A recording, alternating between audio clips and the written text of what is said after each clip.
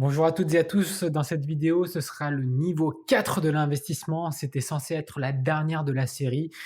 Au cas où vous aurez loupé, je mettrai la playlist dans la description et puis en haut ici ou bien là, je sais plus trop quel côté c'est. Bref, le niveau 4 de l'investissement, c'est quoi? C'est choisir ses propres actions, choisir aussi les startups dans lesquelles on va investir et enfin, tout ce qui est options avec effet de levier que je vais aborder aussi dans cette vidéo-là. Alors, bienvenue encore une fois sur cette vidéo. On va commencer par parler des investissements dans les startups. Il se trouve que vous et moi qui regardez la vidéo, nous avons tous des spécificités et tous des techniques et des connaissances, d'accord? Il se trouve que je suis dans la finance et que j'ai quelques expertises là-dessus, selon moi, qui sont au moins cohérents ou au-dessus de la moyenne des Français. Voilà, on va le dire. Et vous, vous avez peut-être des connaissances dans l'éducation, vous avez peut-être des connaissances dans la restauration, vous avez peut-être des connaissances dans le transport de marchandises, j'en sais rien du tout ce que vous faites dans le métier. Je m'adresse à une caméra, donc je ne sais pas qui est derrière l'écran, mais vous avez forcément des compétences. Si vous êtes étudiant, peut-être dans l'animation, je ne sais pas moi, de soirées étudiantes, tout le monde a des compétences, tout le monde. Et je trouve que l'écosystème des startups en France est en plein essor, et ce depuis longtemps grâce à la French Tech. Moi-même, il y a quelques années, j'avais lancé une startup dans la lutte contre le gaspillage alimentaire qui s'appelait Saveit à l'époque et qui est l'équivalent de Too Good To Go ou encore Optimiam. Je ne sais pas si ça existe encore cette startup, mais voilà, ça j'avais fait ça, mais il y a peut-être déjà 10 ans, j'étais un peu early to market, comme on le dit. Et donc, elle n'a pas donné suite, cette application. Mais il y a plein de choses pour lesquelles vous êtes compétent et pour lesquelles vous savez que dans votre domaine, la startup résout un problème. Plus le problème est fort, plus le problème est lourd, plus le problème est douloureux, plus cette startup a de chances d'exploser. Donc, encore une fois, je vous rappelle que normalement, vous avez déjà fait le niveau 0, 1, 2, 3 et que le niveau 4, c'est vraiment au-dessus même de la diversification. On est quasiment sur du stock picking que je parlerai, dont j'aborderai dans quelques instants. Mais dans les startup picking, c'est intéressant parce que vous allez avoir un domaine où vous allez être très compétent, très spécifique, qui vont résoudre un problème douloureux. Et ce problème douloureux, normalement, vous le connaissez puisque ça va être votre champ d'action. Je vous invite vraiment à ne pas investir dans des startups que vous ne comprenez pas ou que vous ne maîtrisez pas toutes les chaînes du process si le pitch deck paraît trop beau pour être vrai. Parce que des startups, on a entendu plein qui start, qui up, mais qui disparaissent après aussi. Donc faites des choses où vous pensez que les startups peuvent être pérennes plutôt, dans le long terme. Donc, choisissez des startups et investissez dedans. On peut investir dans les startups à travers des BSR. Donc, les BSR, c'est juste des bulletins de souscription, mais là, on peut le faire qu'en nom propre. On ne peut pas le faire à travers un PEA. Enfin, si, on le fait toujours en nom propre, mais sans PEA à ce stade-là encore. Ou sinon, vous pouvez le faire à travers des personnes morales ou des holdings dédiés à cela. D'accord? Je ne rentre pas dans les détails. Sinon, vous pouvez directement acquérir des titres de société quand ce ne sont pas des BSR mais autres. Vous pouvez, en création de société ou en augmentation de capital, vous pouvez acquérir des titres de société à travers votre PEA ou à travers votre PEA PME. Très très intéressant. Si vous regardez l'investissement au niveau 1, le PEA a des qualités qui lui sont propres au niveau de la fiscalité, notamment une réduction de la taxation lors de la plus-value au-delà des 5 ans. Donc, je vous recommande vraiment d'explorer ce que c'est que les PEA et comment acquérir ce qu'on appelle des titres non cotés en bourse comme le CAC 40 par exemple, comme LVMH, Bouygues Télécom ou encore Orange. Là, ça va être pas Bouygues Télécom, mais Bouygues Immobilier plutôt, pardon. Et là, on parle plutôt de titres non cotés, donc des choses qui ne sont pas cotées, donc ça va être des petites startups. Et là, vous allez pouvoir investir à travers des PEA ou des PEA PME, et c'est très intéressant. Donc pourquoi je vous parle de startup? Parce que c'est quelque chose qui est sous-évalué. Vous pouvez aller chercher des informations en ligne dans les domaines de compétences que vous connaissez. Encore une fois, très important d'investir dans ce que vous connaissez et pas de faire n'importe quoi avec votre argent, parce que quand vous regroupez vos œufs dans un même panier, le risque est d'autant plus accru. Donc si vous mettez tout votre argent dans une startup et que la startup ne décolle pas, ça peut vous coûter assez cher. Donc voilà ma vision par rapport aux startups. Et maintenant, je transgresse l'idée de la startup et on va aller sur le stock picking. Donc là, on va être sur du titre coté. Alors, je vais tout de suite faire mon disclaimer. Je suis pas c'est pas un conseil en investissement financier que je suis en train de faire puisque je ne vous connais pas derrière l'écran et je ne sais pas qui regarde cette vidéo-là. Par contre, ce qui est sûr, c'est qu'aujourd'hui, quand vous avez un portefeuille d'actions que vous avez choisi et que vous avez bien choisi ce portefeuille-là, régulièrement, vous allez pouvoir battre des performances de marché. Les performances de marché font entre 7 à 12, 15 points chaque année. Et vous, en choisissant les bons stocks, vous allez pouvoir faire peut-être du 15, 16, 17% en fonction des stocks que vous aurez choisis. Ça arrive régulièrement sur le marché et on voit très régulièrement des stock pickers qui battent en gestion active le marché.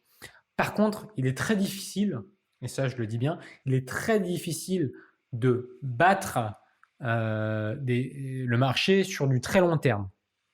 Donc, il y a plusieurs principes et plusieurs écoles qui rentrent en jeu là-dessus. Il y a tout ce qui s'appelle value stock, donc type Warren Buffett, Charlie Munger et Ray Diallo, des choses comme ça. Donc les value stocks, c'est des stocks qui ont beaucoup de valeur, c'est-à-dire que on va dire entre le prix du stock sur le marché comme le CAC 40 ou encore le Nasdaq ou encore le SP500, cette action-là n'est pas aussi chère qu'elle devrait parce qu'elle délivre beaucoup au niveau des résultats ou des dividendes. Warren Buffett investit par exemple dans Coca-Cola, dans Chevron, des choses comme ça, et reçoit des dividendes. Et dans son fonds Berkshire Hathaway, je crois, qui a été publié, parce que maintenant on est obligé de publier dans quoi on investit, il a investi aussi beaucoup dans Apple, des choses comme ça, par exemple. Donc choisissez vous-même les actions que si vous connaissez bien les actions elles-mêmes.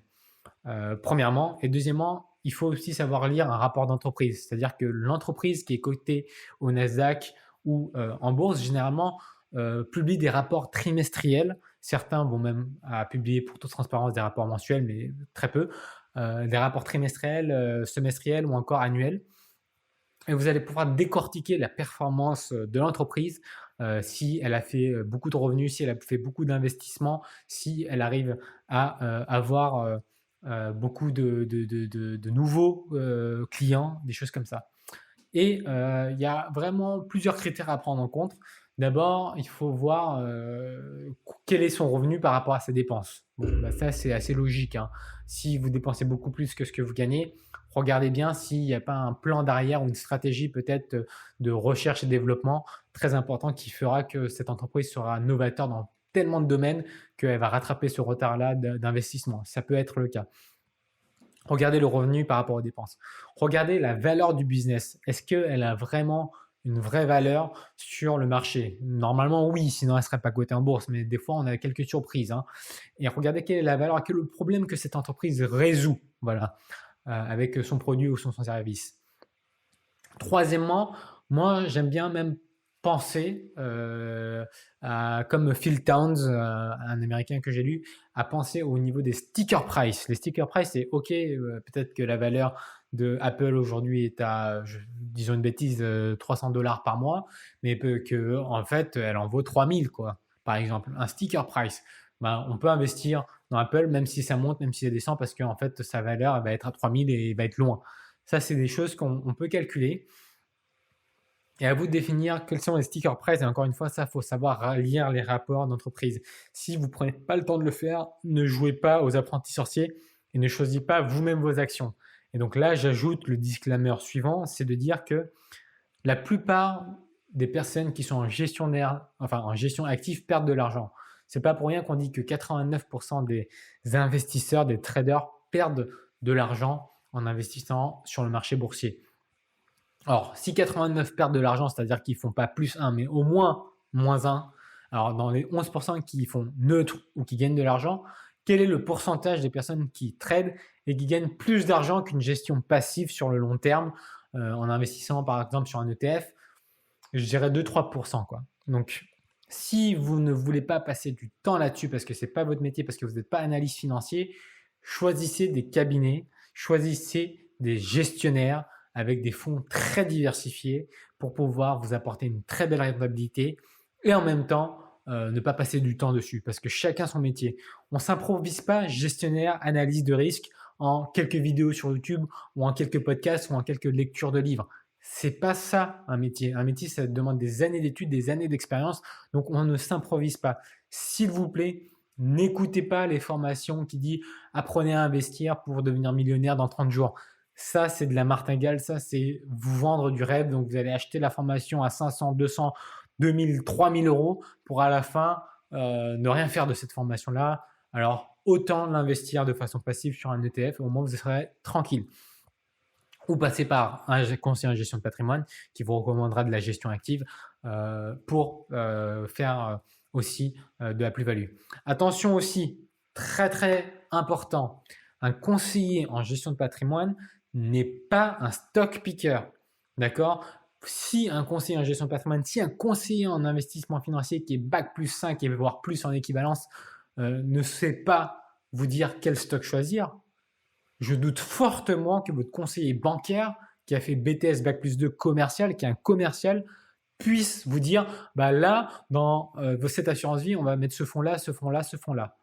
Il ne saura pas faire. Ce qu'il va faire, c'est qu'il va juste appliquer ce que la direction lui dit, vous proposer des fonds de banque à des frais de garde hyper élevés qui performent très mal et vous prendre des commissions par-ci par-là pour chaque action. Donc, soyez conscient que si même moi, conseiller en investissement financier, ne va pas m'amuser à faire l'allocation d'actifs de mes clients, alors ne le déléguez pas à quelqu'un qui est en bac plus 2 conseiller en banque ou en conseiller commercial. Hors de question. Hors de question, big non, d'accord? J'arrive du coup à la solution suivante, c'est de vous dire que soit vous prenez le temps de bien faire les choses, d'analyser dans quoi vous allez investir, de regarder les rapports trimestriels pour savoir et pour pouvoir réagir. Parce que souvent, ceux qui réagissent rapidement, c'est les institutionnels, donc les particuliers qui investissent, qui réagissent un peu plus lentement parce qu'il n'y a pas de robots ou des trucs comme ça, perdent beaucoup plus d'argent en investissant que les professionnels, d'accord? Aujourd'hui, il faut arrêter de croire que l'analyse fondamentale des graphiques est encore pertinent. Il y a plein de robots, il y a plein de robots en intelligence artificielle qui font ça mieux que nous. Ils font peut-être 100 000 exécutions de positions en des nanosecondes, en des millièmes de seconde. On est dépassé les humains. Donc arrêtez de croire que en lisant une charte que vous allez surperformer le marché. Vous allez pouvoir voir des tendances sur le long terme, mais jamais en faisant des one-shot en trading comme on vous le fait croire dans certaines formations. Faites attention. Encore une fois, je vous garantis que ça va vous économiser de l'argent et ça va vous économiser beaucoup de temps et de stress.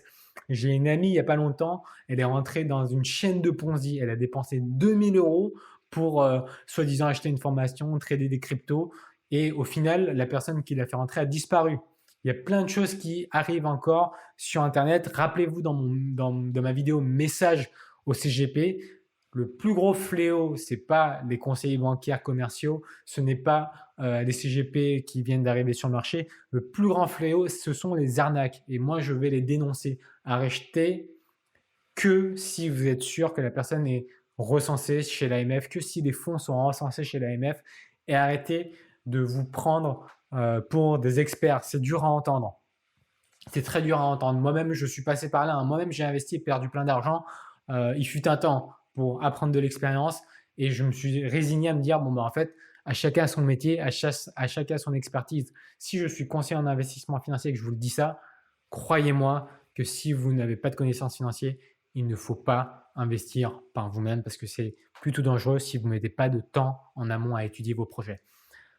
Point final. Donc, si je vous dis ça, bien sûr, je prohibe grandement les apprentis sorciers à utiliser tout ce qui est effet de levier, c'est-à-dire acheter avec un effet de levier des positions, c'est-à-dire j'achète une position et je fais un effet de levier de x10 par exemple, parce que vous pouvez perdre plus que ce que vous avez investi. Attention, attention, big no aussi, big red. Donc voilà pour l'épisode de cette semaine. Donc investissez en startup, investissez en actions de bourse. Oui, mais pas n'importe comment. Faites très attention aux arnaques. Il y en a plein qui pullulent. Faites très attention à la formation qui vous promet des millions, qui vous promet des rendements à plus de 100% par jour. Arrêtez de vous faire avoir, arrêtez de vous faire pigeonner parce que j'en ai marre. J'ai une amie qui encore s'est fait pigeonner il n'y a pas longtemps. Donc, s'il vous plaît, faites grandement attention à votre argent parce qu'il y a plein de propositions alléchantes. Plus elle est alléchante et plus elle est trop alléchante, plus méfiez-vous de la personne qui l'a faite. Recherchez qui vous propose cette formation. Recherchez si elle est habilitée à conseiller en investissement déjà, si elle a des certifications, s'il est certifié au niveau de l'AMF, s'il est enregistré à une association d'AMF, etc., etc. Cherchez dans les annuaires professionnels. Si cette personne n'y est pas, c'est qu'elle n'est pas habilitée pour vous conseiller à investir. Très important. Donc, cette vidéo, elle était là pour vous mettre un disclaimer. Et donc, ça, c'était l'investissement niveau 4. C'est vraiment choisir ses propres actions. Donc, c'est presque devenir un analyste financier, vous voyez. Donc, je me répète, mais se répéter, ça permet de rentrer l'information dans le crâne aussi. C'est très important. Donc, j'ai envie de le faire. Et je vous avais dit qu'il y aurait que 5 épisodes, 5 vidéos à propos de l'investissement. Eh bien, je vous ai menti parce que un autre sujet très important m'est venu en tête et ça va être la vidéo bonus. C'est le niveau 5. Donc, on a fait le niveau 0, 1, 2, 3, 4. Donc, 5 vidéos. On va faire la 6e vidéo. Donc, c'est ça. Non, c'est comme ça qu'on dit en chinois 6 avec les gestes des mains. Donc, 6. Une 6e rendez-vous, une 6e épisode, pardon, qui va parler de l'ultime investissement. L'ultime investissement, au moment où vous voulez investir et tout faire vous-même, il y a un ultime investissement à faire. Et j'en parle la semaine prochaine, vendredi à midi, sur ma chaîne Dali Consulting, enfin Cercle Dali, pardon. Et je vous laisse sur ce recommander cette vidéo-là, partager cette vidéo-là. C'est très important aussi pour prévenir vos proches qu'il y a beaucoup de bêtises sur Internet et qu'il ne faut pas se faire avoir. Et enfin, abonnez-vous à ma newsletter, à ma lettre hebdomadaire. Il n'y a pas de spam, il y a vraiment beaucoup d'informations à apporter. Allez voir sur le Cercle Dali, qui est une communauté de CGP de CIF en devenir, puisqu'elle n'est pas encore officiellement lancée, et vous serez les alpha-testeurs, entre guillemets. Donc, je vous dis à très bientôt sur la chaîne Cercle Dali. Et je laisse du coup Alexis intervenir pour le message de fin, comme d'habitude. Allez, à bientôt. Salut, c'est Alexis de l'équipe Dali. J'espère que tu as aimé la vidéo. Si ça t'a plu, est-ce que je peux te demander de t'abonner et de mettre un pouce bleu? Et si jamais tu veux encore plus de contenu de bonne qualité, abonne-toi à la liste privée du Cercle Dali.